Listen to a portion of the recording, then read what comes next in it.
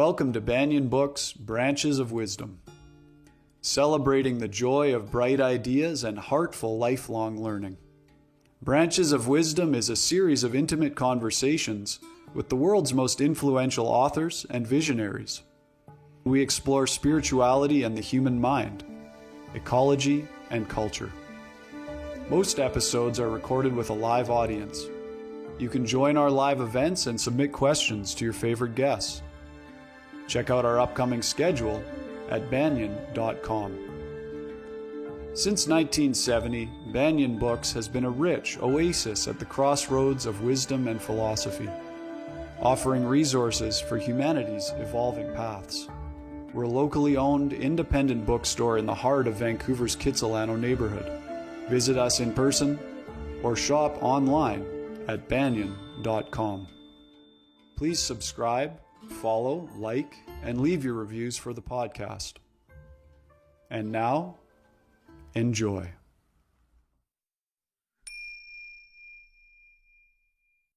Hello and welcome. My name is Jacob Steele, the events curator producer for Banyen Books and Sound.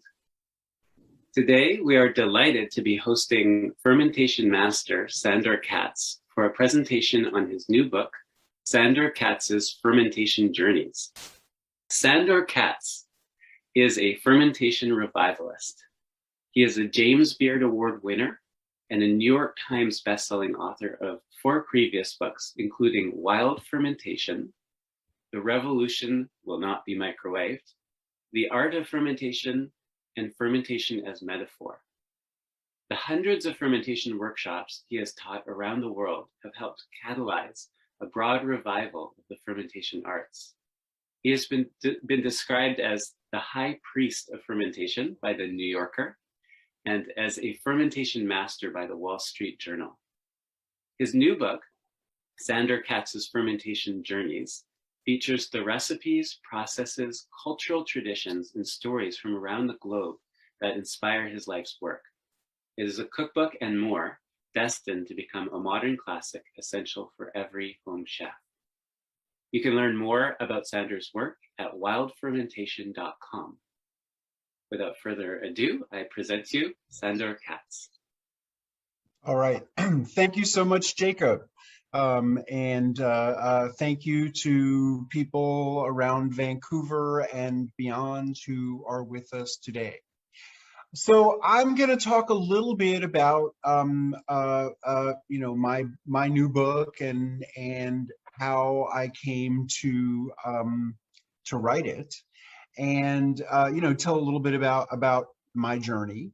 But I'm going to really keep my presentation relatively short. I have a few show and tell items. I'm going to, pull out some fermentation projects to talk about.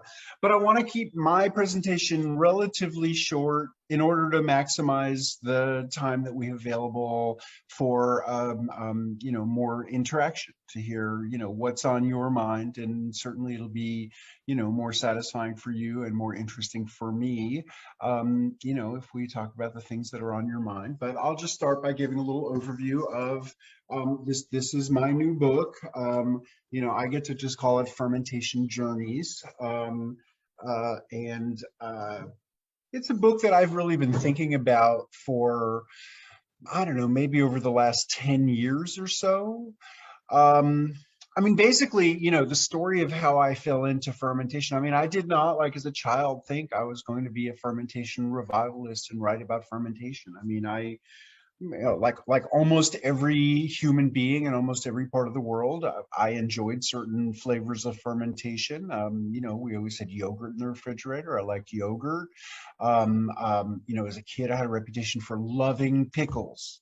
I didn't know how they were made. I wasn't thinking about fermentation, but I was very drawn to the flavor of the kinds of pickles that we ate in my family, which would be, in New York, we call them sour pickles. Outside of New York, they're generally referred to as kosher dills.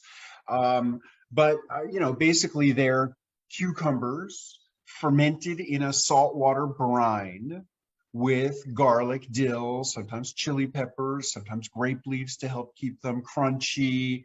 And the flavor is lactic acid. Now, I didn't know this when I was a kid, but I would eat pickles at some of my friends' houses. I would see the pickles in the supermarket and, sometimes try those. And they had a very different flavor, which I now can say is a vinegar pickle. There's different ways of achieving a pickle, but anyway, I love pickles. In my mid-20s, I spent a couple of years following a macrobiotic diet, and macrobiotics places an emphasis on the digestive benefit of pickles and other live ferments. And so, these foods that I'd always loved to eat because they were so delicious, suddenly I had like an ideology, this idea that they, help improve digestion, maybe that they help improve overall immune function. And, I started really seeking out these foods on a regular basis, just to be supportive of good health. But I still wasn't making them myself. And what really made it relevant for me to learn how to make them myself is I moved in 1993. 1993, yeah, sure. At just before I turned 31, I moved from New York to rural Tennessee, and among the changes in my life at that moment is I started gardening. And the first season in the garden, that's when I had a practical reason to learn about fermentation, because I was such a naive city kid. It had never occurred to me that in the garden all the radishes would be ready at about the same time, all the cabbages would be ready at about the same time. So when we had a nice row of cabbages, I decided it was time for me to learn how to make sauerkraut.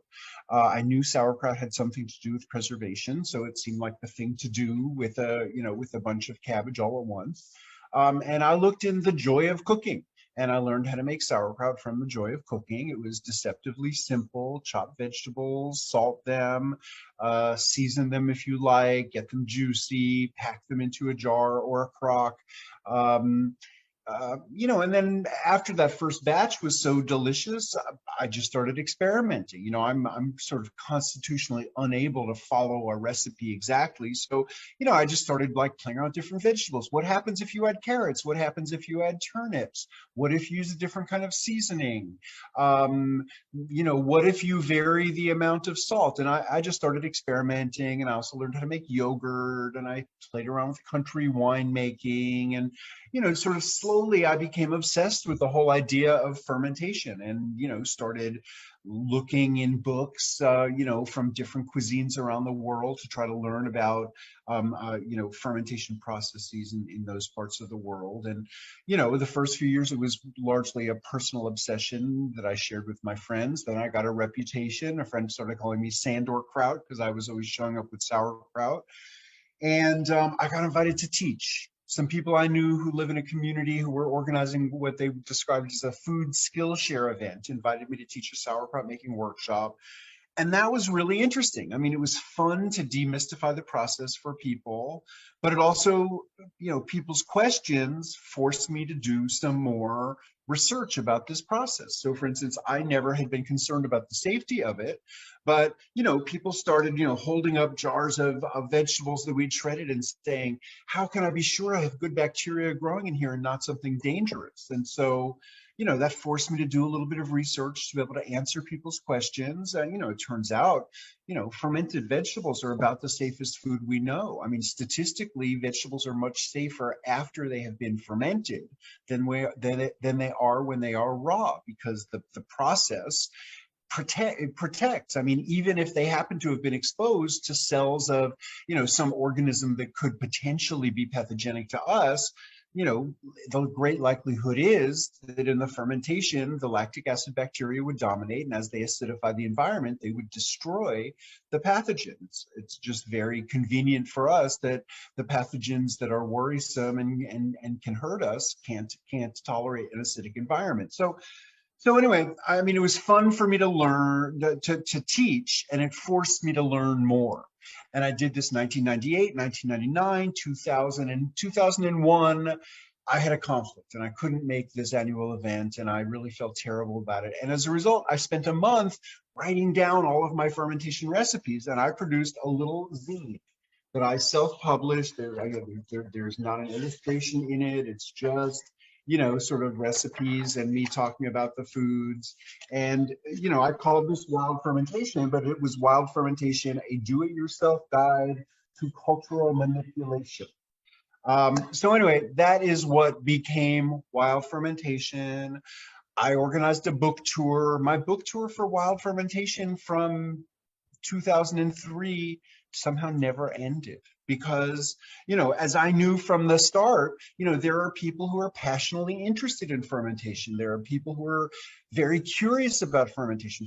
Fermentation is something that affects everybody's life, but like all aspects of food production, it's largely disappeared from the fabric of our communities. So it's just mysterious to people. And people, because most of us have been taught to be fearful of bacteria, people project that anxiety onto the process of fermentation, which is not rocket science, and which is like a set of disparate practices that always have practical benefit to people.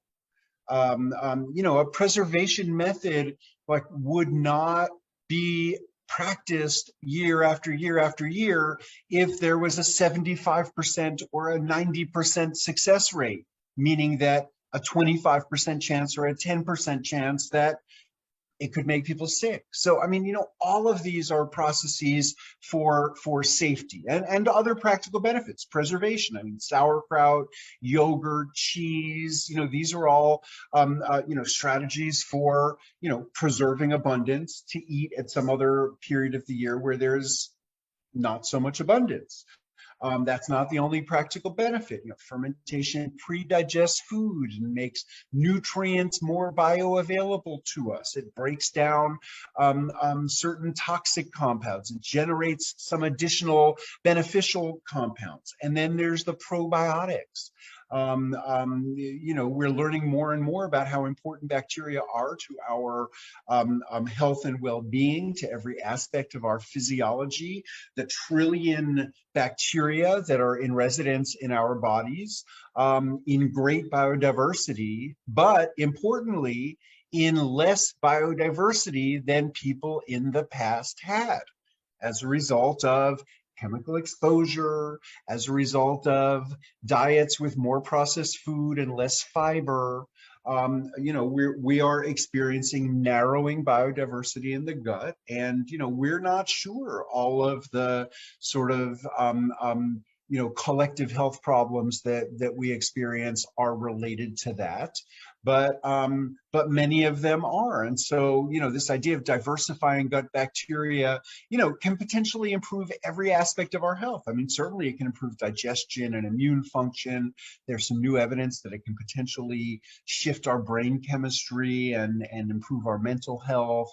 But no aspect of our existence, our well-being, our health is apart from this community of bacteria that are part of us that we can replenish with the help of fermented foods and beverages. So, I've been teaching about fermentation, since 1998, since Wild Fermentation came out in 2003. I've traveled all around. Increasingly through the years, I've been invited further and further away. At this point, I've taught in probably 25 countries, nearly all the states of the U.S., the majority of the provinces of Canada. And all along I've been, I've been eating also. And so learning about foods in different parts of the world, learning about beverages, learning how they're made. And, I always knew eventually I'd write a book about foods and beverages that I encountered in my travels. But, at the beginning of 2020, I had all these plans. I started the year teaching in Australia and New Zealand. I had plans to teach in Peru. I had plans to teach in Yukon, in Iceland. I had plans to travel to Taiwan. So, I just figured this book was somewhere in the future, and then everything got canceled. And so, this book I really, kind of, wrote when I was at home during COVID. My kitchen was bubbling with, things that I had seen made, but, suddenly I had to like up my game and write recipes for them. And so this is a book about ferments of my travels. And originally I conceptualized that I would organize it geographically and say like, this is my trip to Japan. This is my trip to Colombia. But as I began a book structured in that way, I realized that, my strength as a fermentation generalist is in connecting the dots. And, it's really like the similarities and the distinctions between similar foods in different places that is most interesting to me. And so, I ended up deciding to organize the book thematically instead. So there's a chapter on fermenting vegetables. There's a chapter on fermenting grains. There's a chapter on fermenting beans. And so the type of food gets a cross-cultural treatment. So anyway, I can go on and on. I have show and tell items, but it looks like there's a lot of questions. And maybe if we just jump into some of the questions, then I'll bring my show and tell items to bear as they are relevant to things that people want to talk about. Okay, so let's begin with BB. What is the ideal salt percentage for fermentation, or do different fermentations require different percentages? Yeah, sure. So, fermentation is a vast, vast, vast world, and all kinds of ferments don't use any kind of salt, right? Like you don't put salt in wine when you're fermenting wine, typically. But certain ferments you generally use salt. So, the fermentation of vegetables, I typically use salt. There definitely are examples in the world of people who are fermenting vegetables in places that have not historically had, easy access to salt. There are ways that people ferment vegetables without any salt, but salt provides a lot of benefits. Salt hardens pectins to make vegetables more crispy and crunchy. Salt inhibits enzymes that break down pectins that can make vegetables get very soft and mushy. So if you're trying to ferment without any salt or with very small proportions of salt, you're likely to have more success in a cooler environment than in a warmer environment. And you're also more likely to have success in a fermentation of a limited length of time rather than one with a very long length of time. Generally, if I'm dry salting the sauerkraut method, when I meet people whose great grandparents were making sauerkraut, usually they make a salty sauerkraut because, you go back a couple of generations and, this was an important survival food. And, this might be the only vegetables that people would see for the next, 6 months or something. And so, if people had access to salt in a situation like that, they would often salt it rather heavily. But if you're, doing this in 2021, not so much for survival through a long, harsh winter, but more to have something delicious that you and your family are going to enjoy eating, to derive the benefit of probiotics and have this nutritious food at the ready anytime. And you're going to be fermenting it for a relatively short period of time and then storing it in a refrigerator. You can use really exceedingly small proportions of salt. So, I'm all over the place with salt. When I make things in the summer, I live in a place that's much hotter than Vancouver. I use more salt because salt slows things down. Certainly when I make the beloved, cucumber pickles, sour pickles of my youth, I usually mix up a 5% brine. So now part of that is that that's just accounting for the water, not the vegetables. And you want to use as little brine as possible to cover the vegetables. So, that ends up being about 2.5% salt once you pour it over the vegetables and the salt absorbs into the vegetables. But I'm starting with a fairly strong brine, for a liter of water, 50 grams of salt. For a quart, if you're doing it with a tablespoon, that would be about 3 tablespoons of salt. If I'm dry salting vegetables where it's not going to be diluted, then I'll always do much lower. Like a high salt would be maybe 2.5% salt. But this is not rocket science. If you're producing a commercial product that where every batch needs to be the same, then obviously you do need to weigh your ingredients and weigh your salt simply for consistency. But if you're doing this for your own, I assume that like if you make lentil soup or onion soup, you are not weighing the salt when you salt it. You're putting a little bit of salt in, you're mixing it, you're tasting it, and you're doing subjective evaluation. Does that need more salt? That's how I do sauerkraut. I lightly salt as I'm shredding the vegetables, and then I mix it all together, and then I just taste a little piece. And I just think to myself, is that enough salt? Does that taste good to me? Or would I be happier if there was more salt? It's always easier to add salt than it is to subtract salt. So I hope that that sort of answers the question. A lot of questions in fermentation like don't have like an absolute answer. There's very few questions that have absolute answers in the realm of fermentation because, it's such disparate practices that people do everything in a lot of different ways. And so, someone might offer you an absolute answer like, oh, you need 2.25% salt, but like I guarantee you that is not the whole story. Thank you. So Sharon asks, I just received the new book, or she writes, I just received the new book. I'm a complete beginner. Couple of questions. So first one, are ferments such as regular pickles good for digestion? Or from a fermentation perspective, is there a specific process to augment the probiotic factor? And then her second question is, what is the best way to start? I'm particularly interested in sauerkraut. Yeah, and sauerkraut is just the perfect place to start. It's just easy. So, okay, when we talk about pickles, we're talking about a few different things. A pickle is anything preserved in an acidic medium. So, North American supermarket shelves are filled with, shelf-stable jars of, vegetables, other things, eggs, pig's feet, you name it, anything that can be preserved in an acidic medium, you'll find it in supermarkets, but generally it's a hot vinegar solution poured over the cucumbers or the eggs or the pig's feet or whatever. And so that's a pickle. That's preserved in an acidic medium. It's not particularly alive because the vinegar was hot and generally it was heat processed. But like the pickles that I grew up with, in a delicatessen out of a barrel, so vegetables that were in a saltwater brine, that's also a pickle because the lactic acid bacteria that are on the vegetables, they're on all vegetables, they're on all plants growing out of soil on planet Earth.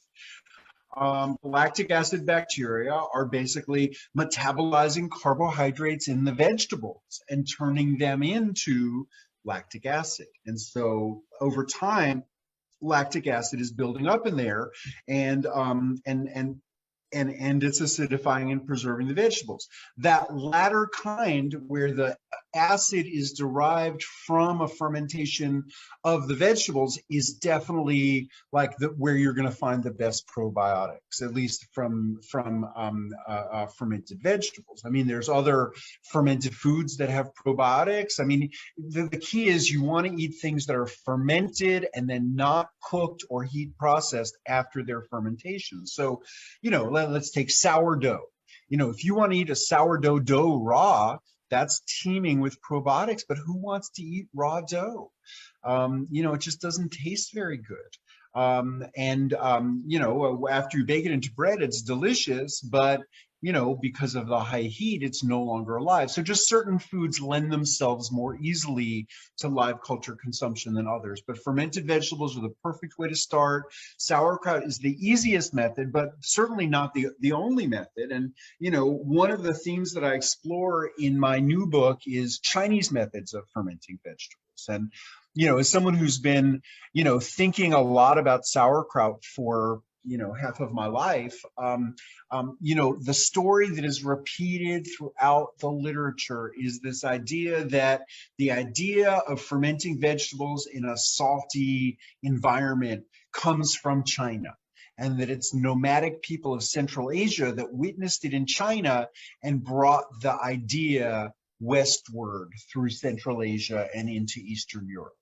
And so I always sort of had the idea that I wanted to go to China and try to learn something about, the roots of vegetable fermentation.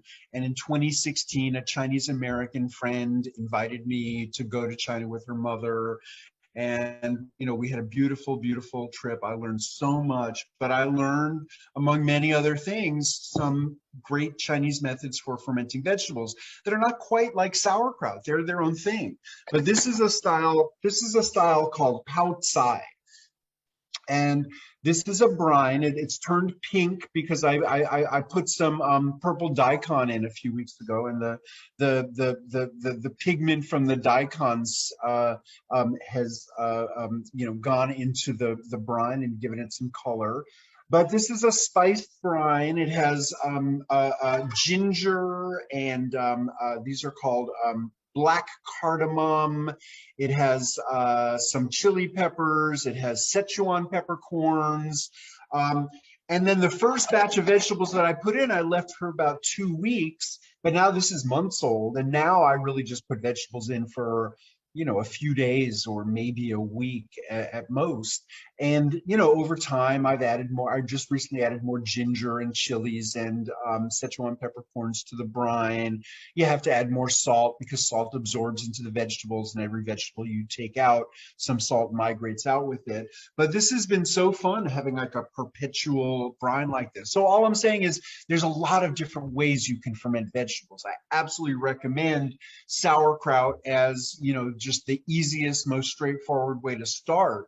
But, it's the beginning of the process. It's not the end of the process. And especially in Fermentation Journeys, my new book, I really sort of go into some, different styles of fermenting vegetables that I think, people who have been making sauerkraut will enjoy kind of mixing it up. Oh, that looks delicious, by the way. So Aya asks, she says, thanks for the event. I've been trying to reduce electricity use, but I'm not being successful with fermented foods like miso, amazaki, soya sauce, pickles, kimchi, etc. How far can you manage your ferment without using a fridge? And any tips for natural temperature, long-lasting for good taste? Yeah, sure. So, you don't need a fridge for any fermenting. If you are one of the people like living on the margins of, a modern North American society without a refrigerator, more power to you. You need fermentation more than any of the rest of us. Now, having a fridge gives you wide latitude. We could conceptualize our fridges as fermentation slowing devices in our kitchens, because that's what they do. That's how they preserve food, is they're just a cooler temperature. So all the microbes and all the enzymes that can potentially decompose our food or degrade our food are simply slowed down by being in a cooler environment. And microorganisms and enzymes metabolize faster in warmer environments and more slowly in cooler environments. So, without the refrigerator, you have to be strategic. So first of all, just the summer is its own time. You don't need to preserve food in the summer because there's lots of fresh food in the summer. So you have to think about, the cooler parts of the year being the parts of the year that you're able to preserve food. And, you might not be able to do things that go for years and then you have a lot of them. But something like soy sauce, you don't need a fridge. I don't keep soy sauce in my refrigerator. I just keep it out at ambient temperature. And right now, this is soy sauce that I just bottled this year, and I made it in 2019. So this is 2-year-old soy sauce. And the bottle is probably from some soy sauce that I bought, but this is what I made. And you don't need a refrigerator for it. Now, miso, if you have a cellar, a cellar is history's refrigerator. It's like the place that stayed the earth temperature. So, in certain places in the world, you can't have cellars because the groundwater is too high. But in places where you can have cellars, that's the place that stays more or less the earth temperature all the time. So in the summertime, that's a cool spot where you can store things. And in the wintertime, that's a relatively warm spot where you can store things. But in any case, it's always like has a moderating effect on the temperature. So whether you're like, curing meat or aging cheese or aging miso, these processes can happen much more slowly at the earth temperatures of a cellar than they will, in your house that's either getting hot in the summertime or you're heating it to be comfortable in the wintertime. But you don't need a refrigerator. And one thing is you can, especially in like coastal area, like coastal British Columbia, it doesn't get that cold outside either. I mean, I actually, in coastal Alaska, I visited this community where they were making miso, and they were storing the miso outside in coastal Alaska.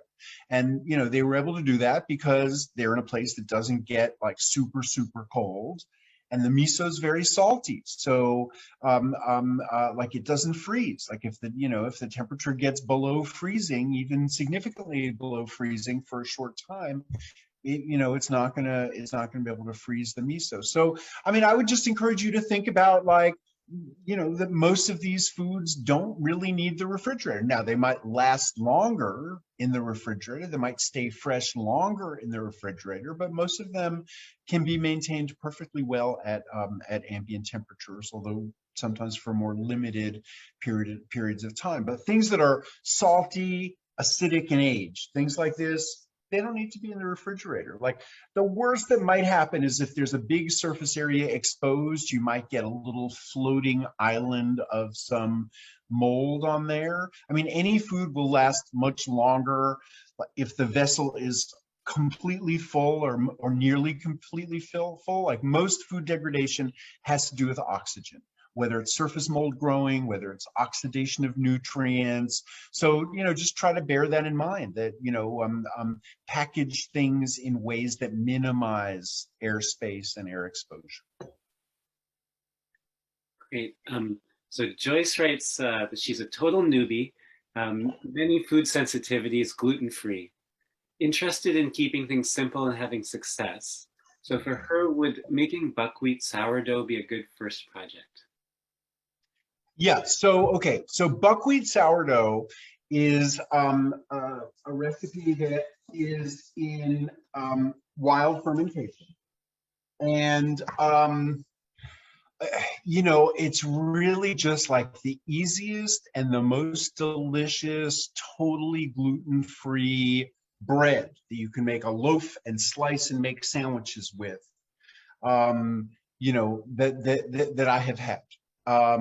In terms of like overall, like for a total newbie, I mean, I would recommend that almost anybody start with sauerkraut, start with making vegetables. But, especially if you're someone who, can't eat gluten and is missing bread and you want to, make something bread-like that won't make you feel bad, I would highly recommend the buckwheat bread. I mean, I can very briefly describe the process. I mean, it's deceptively simple.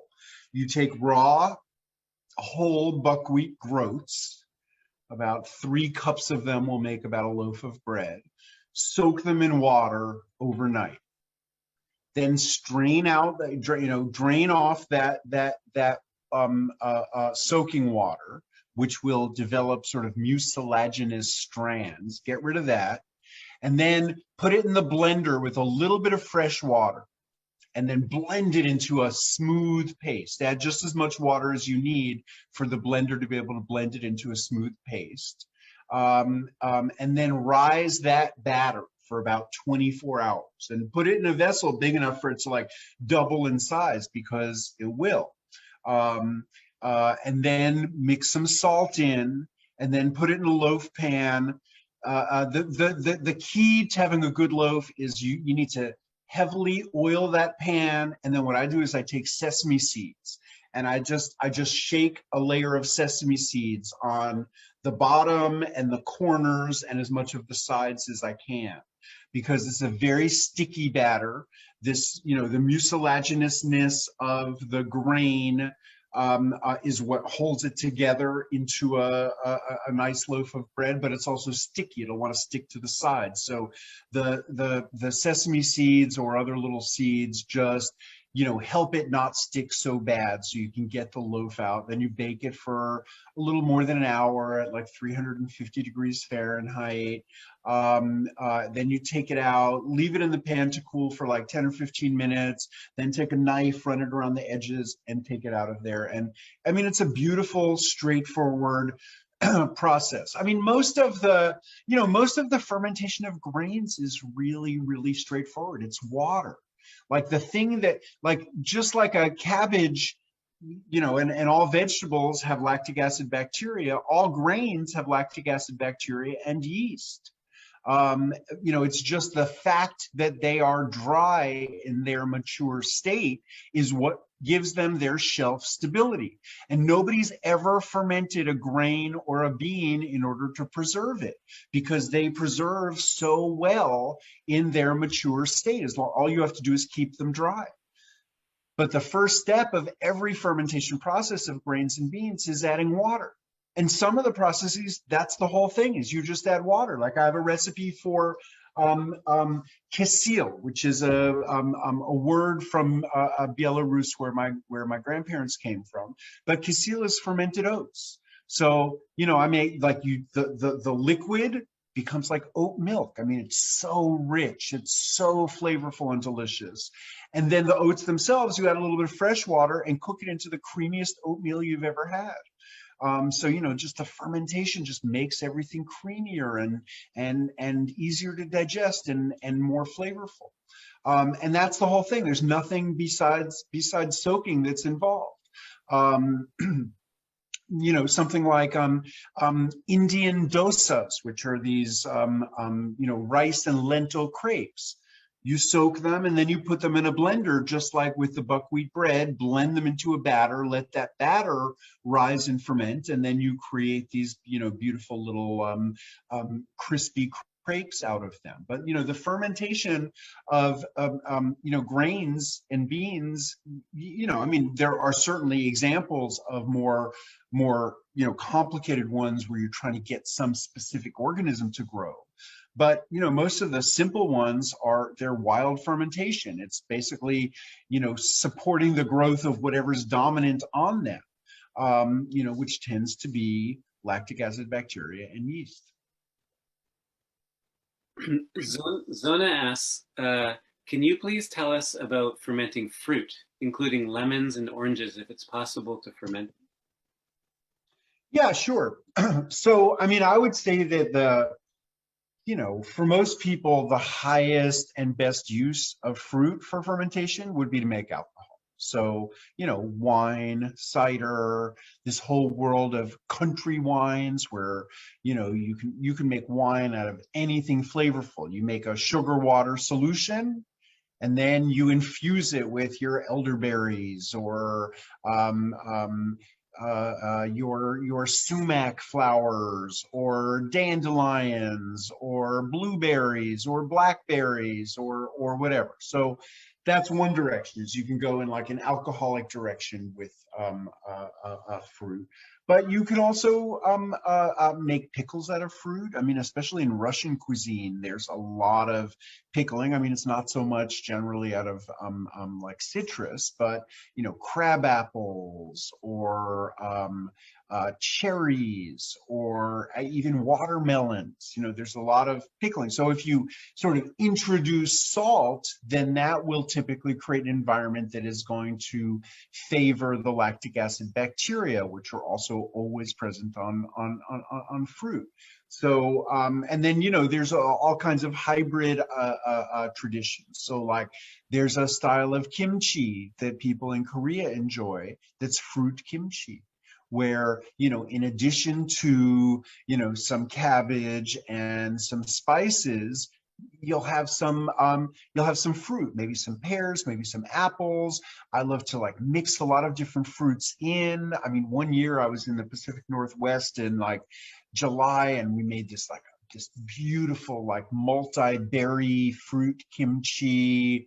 So you can definitely like pickle fruit like that. Then if we look at like, Indian style pickles or North African style pickles, there's a lot of preserving lemons and limes using fermentation and a lot of salt.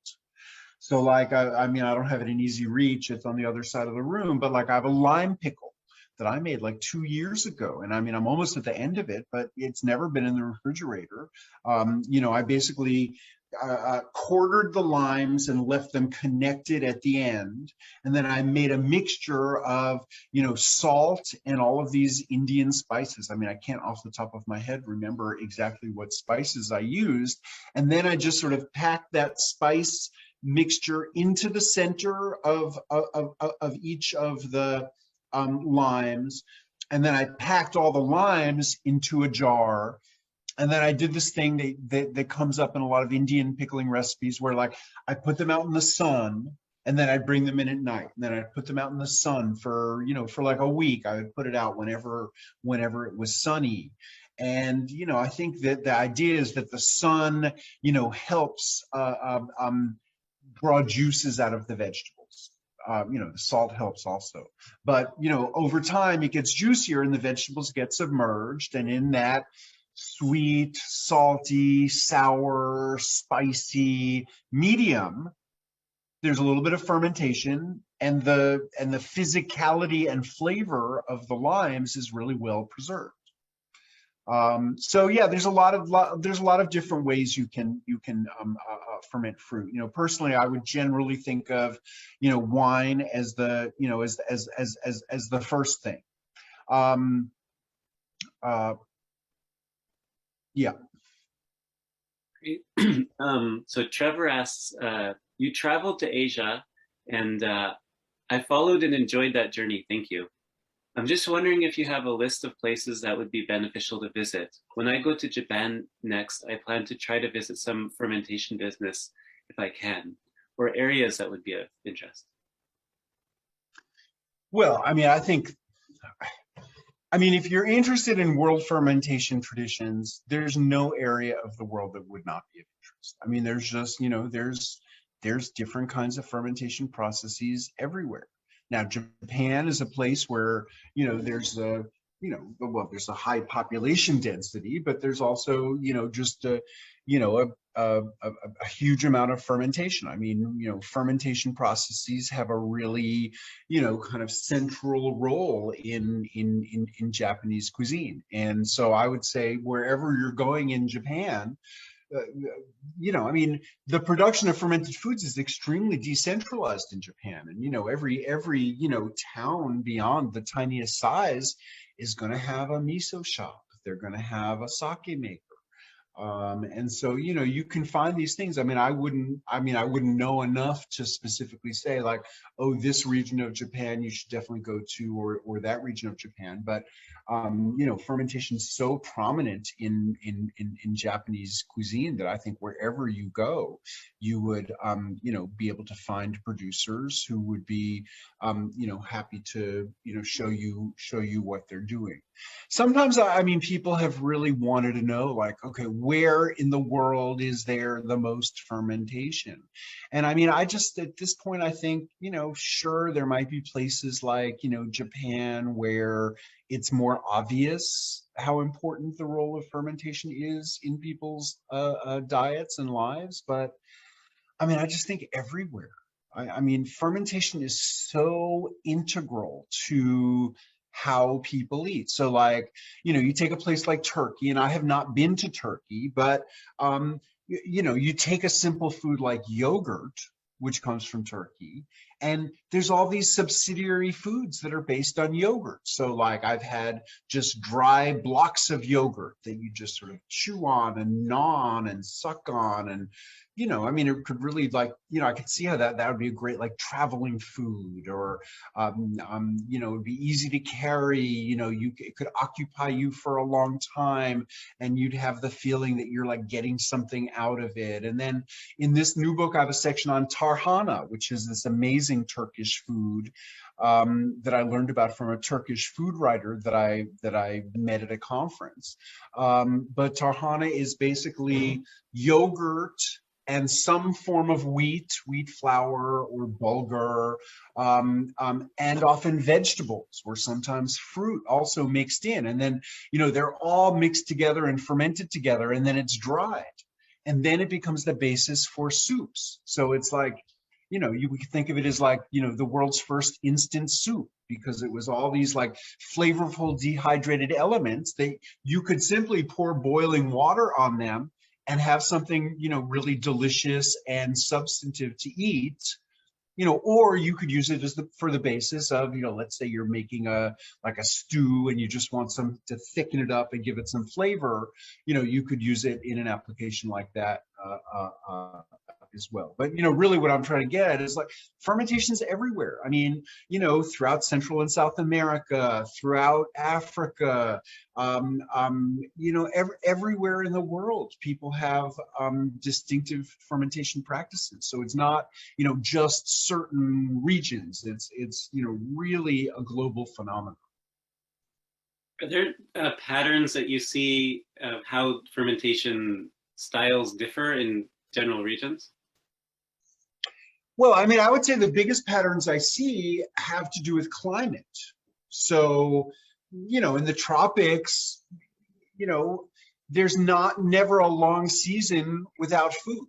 So, the focus of fermentation is a little bit less on seasonal preservation and, more on detoxifying things, because certain important tropical foods like cassava and taro, have compounds in them that can be toxic that are broken down by fermentation.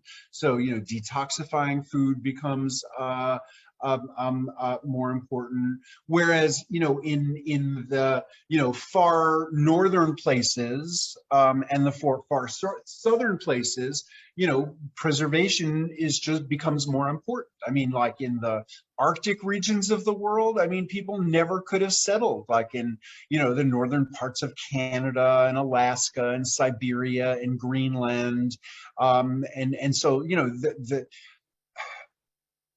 the ability of humans to habitate those regions is, purely a function of people having effective, means to preserve food from, the summer, which is a season of, incredible plenty in these far northern places, to get people through the winter where, it's hard to do anything and it's hard to, access fresh food resources. So, I mean, that's really the biggest patterns I would see have to do with, sort of, general weather and climate. Deanne asks or says, Fab Stories. Any tips for small kitchen space, 650 square feet apartment? What are some of the concerns in terms of cross-pollination? Is that a myth, question mark? And then she writes, I make booch. I'm not sure I'm pronouncing that. B-O-O-C-H. Yeah. Heard you have to be careful with what's in the air. And then one more thing, if you have time, can you expand upon the notion of how our brains are affected? So a few pieces in there. Yeah, okay. So, okay, in terms of small space, you just have to decide what you want to do. Like, let's say you're making sauerkraut. Like this is a, a quart-sized, liter-sized jar. This does not take up a lot of space. You can use a tiny little cutting board and a knife and shred your vegetables at any scale. So like a liter-sized vessel will take about 1 kilo of vegetables to fill up. And, and then this can just sit on your counter somewhere. You can put it on the shelf, whatever. I mean, I get that in a small kitchen, you can't, have 100 projects going at once. But, that just means that you have to decide which ones you want to do. Now, I like that you use the word cross-pollination. Usually that's phrased as cross-contamination. Well, I became friendly with this woman who passed away last year. Her name is Betty Steckmeyer. And the way I got to know her is that she started a business with her husband Gordon in the 70s in California that was called Gem Cultures. And they were the I mean, the business still exists. Betty and Gordon's daughter is running the business. But they were the first people, selling starter cultures to home fermenters starting in the 70s. And in the basement of their home, Betty set up a little commercial kitchen, and basically like an 8-foot square space, she was propagating kefir grains and kombucha mothers and tempeh starter and she just she was producing and selling all of these different starters from a really small space, and she claims that she never experienced any cross-contamination. I mean, in general, I would say that I haven't. I mean, when I noticed it is when I'm trying to grow out the pure culture mold starters. So like I use the same incubation space, like a defunct refrigerator, for making koji and for making tempeh. And I know from the literature that historically, koji always, frequently had rhizopus in it, which is the tempeh organism, and tempeh often had aspergillus in it, which is the koji organism. So, I mean, this idea of working with pure cultures is a 20th century idea, facilitated exclusively by microbiology. Like historically, nobody was able to isolate singular organisms and work with singular organisms. So, all traditional fermentation is working with mixed cultures. Like, right now, if you like to drink beer, we're in a golden age of beer, and just the proliferation of microbreweries, the growth of the market of people who are interested in trying like quirky, different kinds of styles of beer is growing and growing and growing. So one of the movements in beer is sour beers. Now, I would propose that until the 20th century, all beer was sour beer, because there was no such thing as yeast as a separate thing.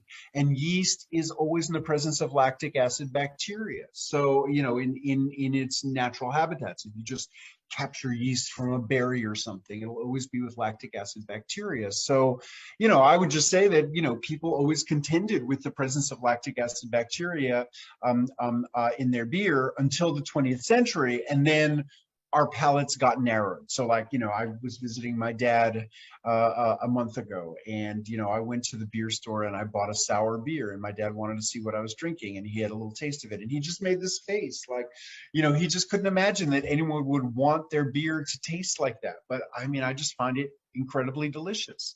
Wow, I got off on a tangent.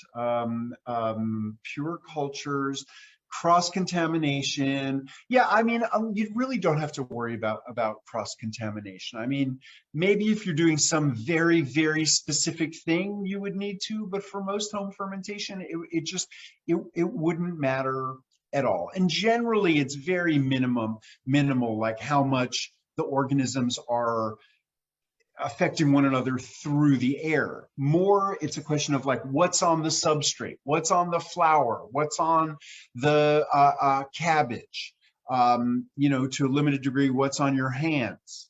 But I think, I think soap and water, cleanliness is perfectly adequate. There's no need to like use special chemicals to sterilize everything, wear gloves for everything.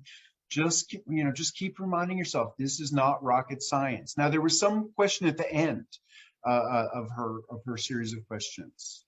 You said if you have time, can you expand upon the notion of how our brains are affected?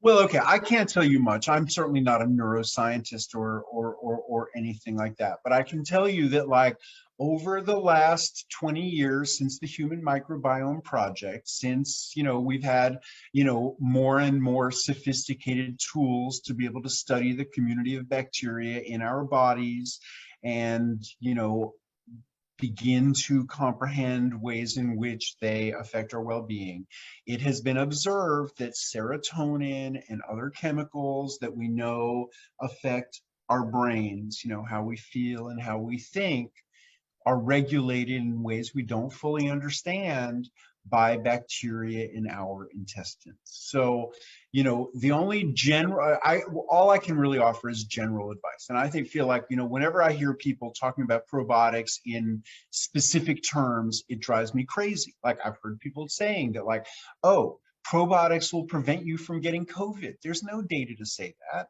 I mean, maybe we could have wishful thinking and say that, oh, well, bacteria that are likely to improve your immune function, might help to protect you from COVID.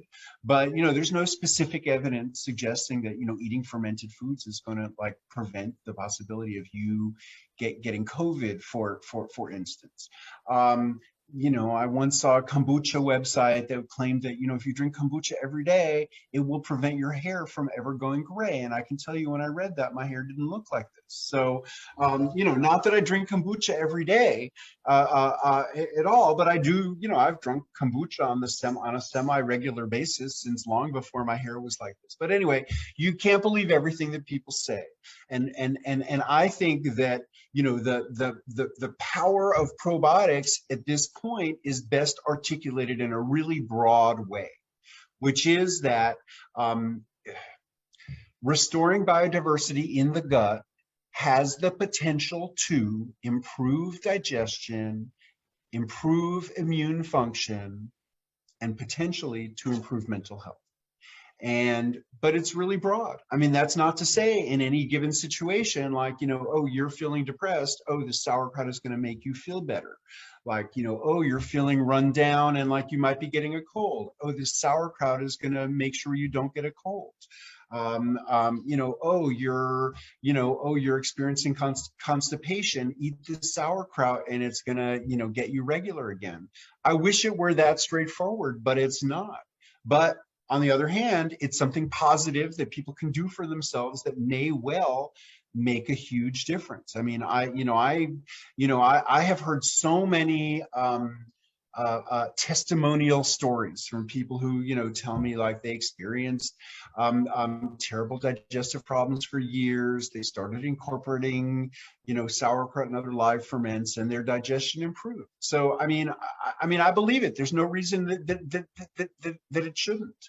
But I think we have to think about these benefits in really general terms. And who cannot benefit from improved digestion and improved immune function?